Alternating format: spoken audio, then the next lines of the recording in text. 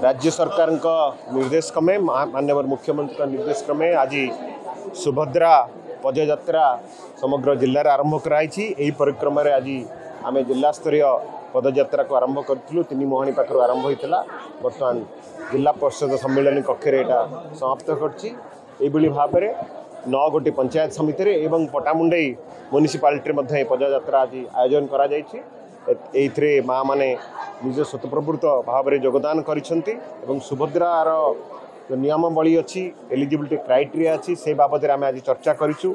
समस्त अनुरोध करूँ अधिक अधिक एलिजिबल जो माने एलिजिबल महिला माने सुभद्रा रे योगदान करंतु। आम आशा करूँ 5 लाख ऊर्ध्व सुभद्रा बेनिफिशियरी आम जिले में अच्छा बोली वर्तमान सुधा आपण जानापी कही रखें 2,66,000 रु अल्प अधिक बेनिफिशियरी आज सकाल सुधा एनरोल हो गले। एवं माननीय प्रधानमंत्री जो 17 तारीख दिन आसुचंती भुवनेश्वर सेठी आमर 100 जन बेनिफिशियरी जाई माननीय प्रधानमंत्री सम्मुख में सुभद्रा बेनिफिट रिसीव करेंगे। एतिकी आम योजना करूँ। एतद व्यतीत आज 7 दिन पर्यंत विभिन्न कार्यक्रम पंचायत समिति एवं म्युनिसिपालिटी मध्य आयोजन करा जायछि।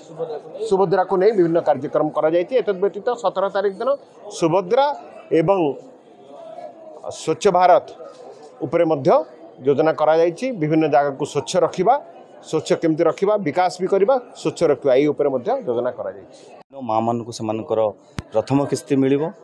आमर यशस्वी प्रधानमंत्री नरेंद्र मोदी आसुचंती ए प्रथम किस्ती दवा को से दिन मध्य प्रधानमंत्री जन्मदिन आमर जिते अद्यवधि जहाँ देखा 60 लाख रु अधिका माँ माने सब रजिस्ट्रेशन ए कर सारे।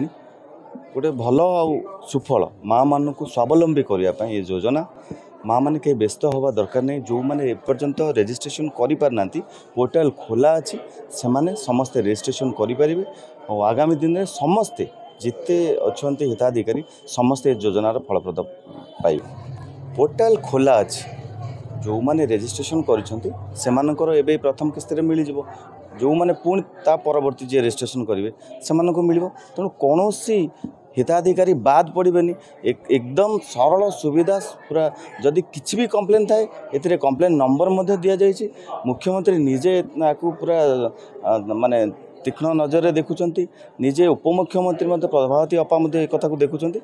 सुभद्रा योजनार लक्ष्य है समस्त योग्य महिला को अंतर्भुक्त करा जाऊ। तेणु से शोभा यात्रा आज जिला प्रशासन तरफ मत निमंत्रण करते मुझे जोगदे खुशी एवं मोर जोड़े वक्तव्य थिला कथा वक्तव्य गोटे कथा है जे आम वर्तमान आम जिले में योग्य विवेचित होगा आकलन करा तार संख्या है 5,40,000 वर्तमान सुधा 2,66,000 होती।